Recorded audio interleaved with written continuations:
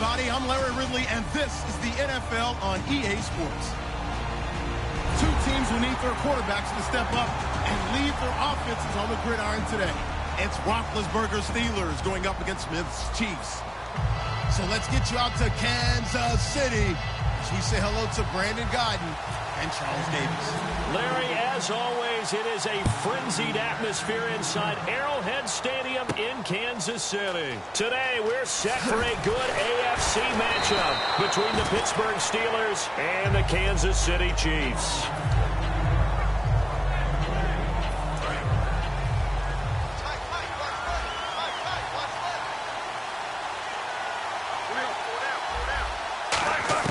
Now Roethlisberger on first down. He rifles one that's intercepted. And he will bring it back. It's a pick-6 and a KC touchdown. And the defense could not have written a much better script than that first drive, pick-6.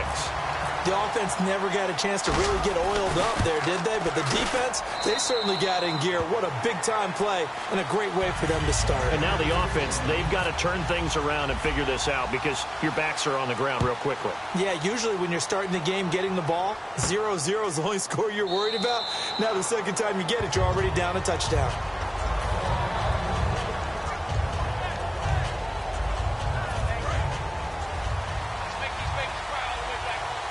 They'll put two receivers left, two to the right. On first and 10, it's Roethlisberger. And incomplete to open things up. Antonio Brown, the intended receiver. That'll bring up second down. Time for the offensive starters now for the Pittsburgh Steelers, and a guy to watch out wide, Sammy Coates. A slow start in his rookie season, only caught one pass in 2015. They're expecting much bigger things from him, trying to help out that offense. If he can get open, you know his quarterback will find him. And let's take a look at the defensive starters for Kansas City. Tamba Hali's stock and trade is a quick first step to the quarterback, and he knows how to finish when he arrives. He's got his man here. It's Green. And he takes this one just shy of midfield all the way to the 49. And on this first drive, looks like they want to get that vertical passing game going early. And they did, and what a warning shot they just fired. If you're not going to back up and play coverage deep, we're going to attack you all game long. And once you adjust to that and you start to back off, then that opens things up underneath. A really nice start for them.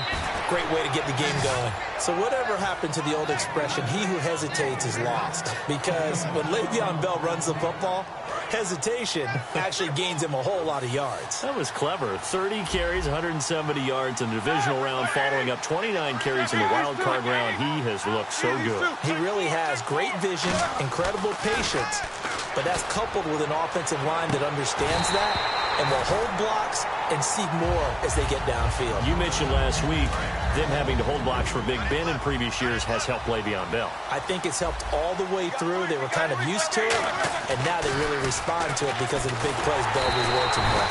And he's going to be grabbed and pulled down. It'll go as a loss of about 6, and now it brings up third. And I know it seems like we say this a lot in broadcast booths, but a quarterback can hold on to the football too long in these situations. I think he did right there. Oh, I agree with you totally. Sometimes you have to understand situations. Get rid of the football, save some yardage to make it less to gain for the next down. Instead, he was so hipped on ball security, he held on to it and took a big sack. And a loss of 3 to bring up 4. But that was well defended, and as a cornerback, what you're taught when you see a wide receiver screen, either you get underneath the play before the blocking forms, or you're going to have to fight your way through it by getting through some blocking. That was a really nice play there. And here's a very low-line drive, almost whiffed on it. And this one will wind up being down just outside of that 20-yard line.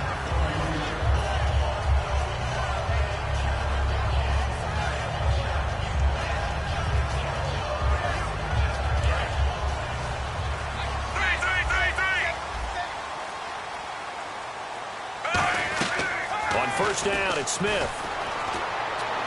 And his first pass here is going to fall incomplete. The veteran Jeremy Maclin was the intended target, and that'll bring up second down. This is the offense we're going to see coming up in this one, and Travis Kelce will be key. What a tremendous weapon he is, especially in the red zone. Knows how to find the end zone when running his routes. 2nd and 10. Smith again. Had his hands on it, but dropped it. The rookie making a little bit of a rookie mistake. 3rd down. And defensively, the starting 11 for Pittsburgh and this crew, they made the defenses of yore in the Steel City very proud in the divisional round of the playoffs, did they not? Ever since they reinserted James Harrison back into the lineup as a starter, they're undefeated in 2016. And he's 38 years old, but I don't think anyone takes care of his body any better than James Harrison and then produces on the field. And on the opposite side, how about the youngster Bud Dupree, another outside linebacker, has really come along, and they do look like the Pittsburgh defenses of old. 2nd down here after the incomplete pass. Tremendous coverage there. Just did not catch the football and complete the interception. But what do they say all the time? If he had really good hands, he'd be playing offense. And Hill with it over the middle. Charles Tyreek Hill finished the year with 593 yards, 6 touchdowns, and we saw how he can be versatile, his explosiveness. Only made $450,000 this year. He's just 22 years old. Did he make some money for the future years, though? Oh, there's no question about that. He made excellent money for himself through incredible play. And to show his impact, I thought we'd go back to the playoff game against Pittsburgh. When Pittsburgh, in their first kickoff, kicked away from him and gave up big-time field position, and Kansas City rolled down and scored. For the rest of the game, they decided, let's kick to him and try and bottle him up. They were successful in this game, but it just shows the impact he has that people want to keep it away from him. That's fielded in the end zone. And no run back here. This will be a touchback, and it comes out to the 25-yard line. And Pittsburgh getting set to take the field. And down on the scoreboard, certainly needing to avoid what happened on the last drive, punting the football. Sense of urgency has to take over for them here. They know the score. They know the situation.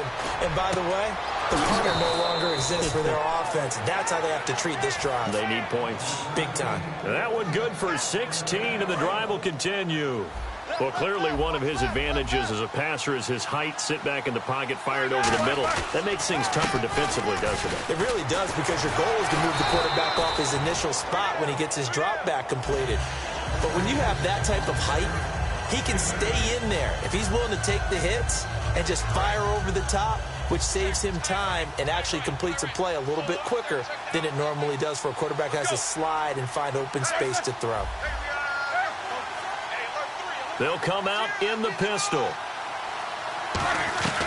On 2nd down, Roethlisberger. And caught right side, Green. It'll go as a gain of 6 that time, and it moves the chains as well. And there's another completion to the tight end. And let's face it, it is hard to overthrow a 6'6" target. It is indeed. Quarterbacks like their speed guys. They like that huge 6'6" target that they've got in him. They really do, and it reminds me of what one great tight end told me once. He had told his quarterback, just make sure you throw it. And no escaping this time as he'll go down. They got him for a sack. Kendall Reyes in there to make the sack. He buries him for a loss of 10. On 2nd down, here's Roethlisberger. No, he almost had it. Already with 1 interception, just missing his 2nd there. He's not exactly had a banner start to this game. We're still in the first quarter. He's already thrown an interception, and that should have been the 2nd one. Now Ben on 3rd and long. And he'll be hit as he releases it, and that'll fall incomplete. They got pressure there and only run. Now here's a defensive timeout called by the Chiefs. They'll have 2 remaining as we step aside here in this first quarter. And how about this? 4th and long, and they're going to go for it. They'll indeed go for it with Roethlisberger. He's going to go. This is caught inside the 15. And into the end zone. Touchdown, Pittsburgh. Antonio Brown, 54 yards. And the Steelers have now made this a 1-score game. And that one makes it 14-7.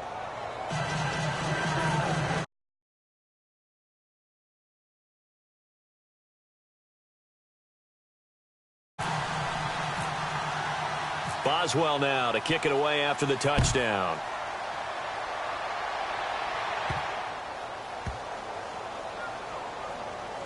This will be taken to the back of the end zone. And no run back here. This will be a touchback, and it comes out to the 25-yard line. The Chiefs offense now making their way back onto the field. And that last drive, a long drive, but not just that. They had a great air attack going. Do they stick with that? I would think that they would, because if they were confident enough to do it on the last drive, starting backed up in their own territory, why would you change anything? They've got to be confident about what they're presenting and continue to do so. Because the secondary, they really look clueless. And that was amazing because that drive went and went, no adjustments, and no big plays by the defense to knock the ball away. Now a first down throw. It's Smith. And he whips that one incomplete there. Second down now after the incompletion. Looking to jam the receivers at the line here. Press coverage look defensively. Smith escaping the pressure right. He's going to let this go deep, back over the middle. His favorite target, Travis Kelce, the intended receiver. And that takes us from second to third down. Fans do love the long ball, don't they? And he already found his guy once. Tried to give him another chance there, didn't he? Yeah, he did. Couldn't connect, but as you alluded to, he does have that touchdown from earlier, trying to keep him in the rhythm. Oh, the ball comes out on the hit, but they'll say it's incomplete. Putting pressure on the guy throwing the football is always good, but when you can couple that with contact on him that leads to an incompletion, as we just saw there, that's winning football.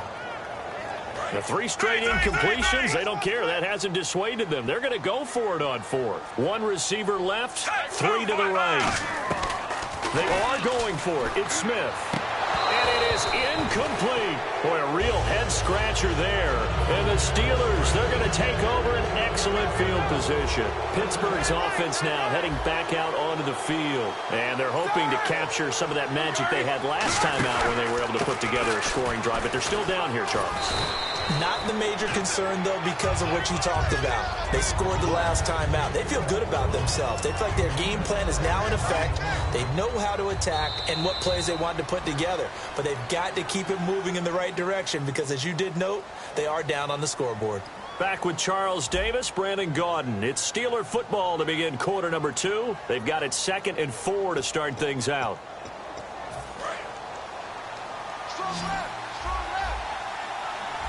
Brown, the lone receiver left. Possible run anticipation. Here's the D-line sandwiches together.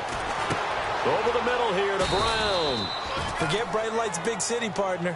It's Bright Lights, big stage, NFL playoffs. That's Antonio Brown. Antonio Brown likes all of that. 6 catches, 108 yards against the Chiefs. And by the way, excuse me, tied an NFL record held by Larry Fitzgerald with his 4th straight postseason 100-yard performance. Pretty good. See? What did I say again? Bright lights, big stage, playoffs, Antonio Brown. So they complete the pass, and now they face a 2nd down. They come up with 1 running back. That's Bell. And he'll get it up the middle. And he'll be brought down this time at the 5-yard line. 7 yards on the pickup there, and now they've got it 1st and goal. That's a good, nice, crisp run for a 1st down. I wonder if the defense might have been loosened up a little bit, maybe anticipating a pass instead of the run that they got. They come out 5 wide, 3 of them to the right side. From the gun, it's Roethlisberger. He couldn't quite hold it. Got hit. Ball pops out. Incomplete. After all the preparation, all the practice, a play like that will absolutely break your heart. They had everything they wanted, just unable to complete it. In the end zone, a big-time drop. Roethlisberger. That's caught at the 1. 4 yards on the completion, and it sets up a 3rd down. They're knocking on the door as they come to the line here on 3rd and goal from the 1.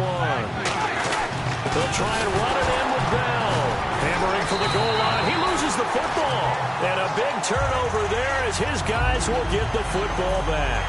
Out now the Chiefs offensive unit ready to do battle again. And this offense last time turned it over, went for it on 4th, didn't get it. They're lucky, though, because no points against the team on the board, but we'll see how they respond. Yeah, they've got to get a lot of credit to their defensive teammates, don't they?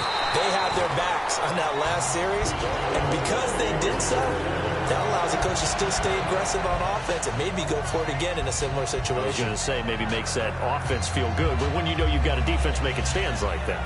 Yeah, that'll loosen up things a little bit, won't it? Maybe you'll play a little bit better the next time you have the ball.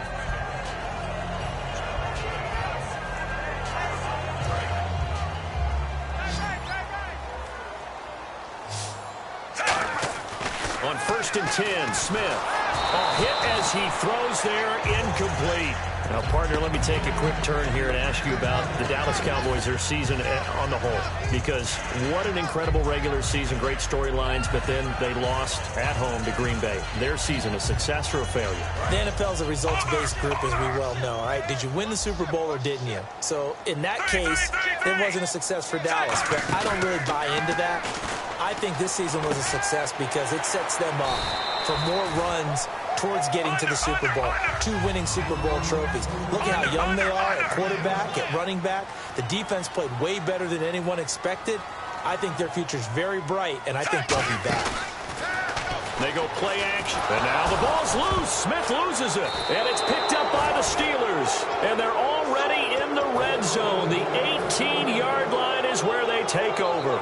And Pittsburgh getting set to take the field. And they'll be looking to atone for last time's mistake of fumbling inside the red zone. Certainly they don't want to do that again. And so much emphasis placed on red zone offense. I mean, you have periods devoted in practice just for that because everyone knows how vital it is to put points on the board when you've entered that part of the field. And to come away with nothing, that's difficult for a team to handle. And difficult, and now we'll see if they can make it less difficult on themselves on this drive. Looking for Green, and it's intercepted. Picked off by the free safety, Eric Berry. And the return just out across the 15 to the 16-yard line. And now here comes Kansas City. And last drive, obviously not what you're looking for. You've got the lead. You've got to protect the football. So in other words, someone got lucky because they've been moving the ball really well and wearing them down. In this case, though, giving up the football doesn't make them very happy. They can't wait to get back out there and atone for it. Yeah, try to atone for it here on this drive. And partner, a nice little connection there on the corner route. The receiver set it up perfectly, worked his way inside, and then broke it back to the outside for the completion. So here we go, first and 10 now. Smith. Trying to find his tight end, Kelsey, and it's intercepted. Picked off by Ryan Shazier. And his crew will take over with a football at the 35-yard line. After the interception, here's Roethlisberger. A screen to Bell. And able to break one tackle, but then quickly brought down. But a nice little gain. 7 yards on the play, and that'll make it second down. For a second there, I thought that might break big. Screen pass. Looked like it was coming together. Looked like there was an opening. Still, ended up with a solid game. And Big Ben intercepted a third time. Picked off by the free safety, Eric Berry. And a short return will be stopped inside the 10 at the 8-yard line. And out come the Chiefs now. And following the interception, just any interception, are you a little bit more cautious when you start that next drive, or no, you just throw that out the window? I think you are. I don't think that there's any way you can run back out there and go, totally didn't affect me. Let's just go ahead and be loose with the football again. You're going to take care of it, but you have to be careful about being too cautious because now you can't run any offense at all. Still want to attack. We'll see how they attack him here. Chris Conley, the intended receiver, and that'll make it third down. 7 yards remaining here on third down. It looked like they had something there, but I think that he was thinking about running with the football before he actually hauled it in, and that led to a big drop. And he's got his man. That's Macklin. A good pick up there of 20 yards. 2 minutes to go here in the first half. We're back to Arrowhead after this. They come out 5 wide, 3 of them to the right side. Now a first down throw, it's Smith. And Hill with it over the middle. And getting this just shy of midfield, they're spotted at the 49. And boy, they had high praise for this rookie receiver when we asked the coaches about him, didn't they? They certainly did, and obviously they... And no escaping this time as he'll go down. They got him for a sack. Ryan